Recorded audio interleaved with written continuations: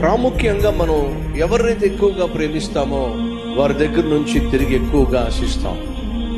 కానీ దయచేసి గమనించండి, ఈ లోకంలో నిన్ను బహుగా గాయపరచగలిగింది ఎవరయ్యా అంటే, నువ్వు బహుగా ప్రేమించేవారే నిన్ను బహుగా గాయపరుస్తారు. ఒకసారి మిమ్మల్ని మీరు పరిశీలించుకోండి. ఎవరు నిన్ను బహుగా గాయపరిచారు?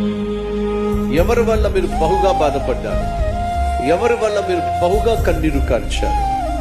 మిమ్మల్ని ద్వేషించే వారిని బట్ట, మిమ్మల్ని దూషించిన వారిని బట్ట, మీకు శత్రువులుగా ఉన్న వారిని బట్ట మీరు బహుగా ఏడ్చింది కానే కాదు.